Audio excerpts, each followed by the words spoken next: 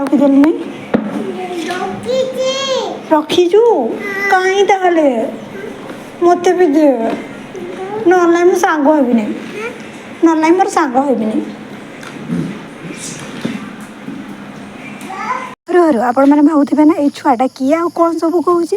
ତ ଆଜି ସକାଳୁ ସକାଳୁ ମୋ ଦାଦା ଆଣିଥିଲେ ବାଲି ଛତୁକୁ ଭଲ ଭାବରେ ଟମାଟୋ ଦେଇକି ଭାଜିଥିଲି ପୁରା ୱାଓ ଲେଭେଲ୍ ଟେଷ୍ଟ ଥିଲା। ତ ଆଜି ମୋ ଭଉଣୀ ପ୍ଲାନ୍ କରିଥିଲା କି ଆମେ ତା ସାଙ୍ଗ ଘରକୁ ଯିବୁ। ବେଶୀ ନୁହଁ ଆମ ଘରଠୁ 5 କିଲୋମିଟର ଦୂରରେ। ତ ମୁଁ 2 ଟଙ୍କିଆ କେମିକାଲରେ ଚୁଟି ଧୋଇକି ପୁରା ଫ୍ରେଶ୍ ହେଇକି ବାହାରିଗଲି। ଆପଣମାନେ କେତେ ଟଙ୍କିଆ କେମିକାଲରେ ଚୁଟି ଧୁଅନ୍ତି ପ୍ଲିଜ୍ କମେଣ୍ଟରେ ଜଣାଇବେ।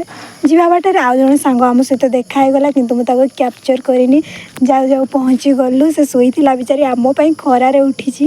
ଇଏ ହେଉଛି ମୋ ଭଉଣୀର ସାଙ୍ଗ ସସ୍ମିତା। ତାଙ୍କ ଘରେ ଏଇ ଯେଉଁ କ୍ୟୁଟ୍ ଝିଅଟିକୁ ଦେଖୁଛନ୍ତି ଇଏ ନା ବହୁତ କ୍ୟୁଟ୍ ଲାଗେ ମୋତେ। ତାର କାରନାମା ସବୁ ଦେଖନ୍ତୁ। ସେ ଗୋଟେ ପରେ ଗୋଟେ ସମସ୍ତଙ୍କ ଚପଲ ମାଡ଼ି ମାଡ଼ି ଆଣିକି ଆମ ଆଗରେ ଫ୍ୟାସନ୍ ସବୁ ଚଲାଉଥିଲା। ଏ କୁନି ଲିଟିଲ୍ ମନଷ୍ଟର ବେବିଟା ହେଉଛି ସସ୍ମିତାର ଅପାର ଝିଅ। ଦେଖନ୍ତୁ ସେ ସମସ୍ତଙ୍କ ଚପଲ ଆଣୁଛି। ଏଇଟା ତା ମାଆର ଚପଲ ଆଣିକି ତ ଗୋଡ଼ ସାନ ହେଇଗଲା ଚପଲଟା ବେଶୀ ବଡ଼ ହେଇଗଲା ଯେ ନାଇଁ ମୁଁ ଭୁଲ କହିଲି ତା ପାଦ ବଡ଼ ହେଇଗଲା ଜୋତାଟା ଛୋଟ ହେଇଗଲା। ହେଇ ସେଇଟା ତା ଦିଦିର ମାଡ଼ିଥିଲା ଇଏ ଏବେ ତା ମାଆର ଆଣିକି ଆସିଲା। ତା ବାପାର ସୁଜ୍ ବି ମାଡ଼ିଥିଲା। ଏ ସବୁ ଜୋତା ଆଣି ଆମ ଆଗରେ ଜଲବା ଦେଖାଉଛି।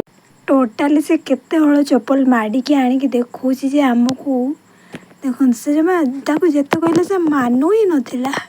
ଏ ଦୁଇ ଜଣ ତାଙ୍କର ସ୍କୁଲ ବେଳର ଗପସପ କରୁଥିଲେ। 2 ଜଣ ଏକାଠି ଏତେ ଦିନ ପରେ ହେଇଛନ୍ତି ଯେତେବେଳେ ସ୍କୁଲ ବେଳର ଗପସପ କାହାର କେତେ ଫଲୋଅର୍ସ କିଏ କ'ଣ ପୋଷ୍ଟ କଲା ଆଉ ମୁଁ କ'ଣ କରିବି। ମୋର ତ ବିଚାରି କେହି ସାଙ୍ଗ ନାହିଁ।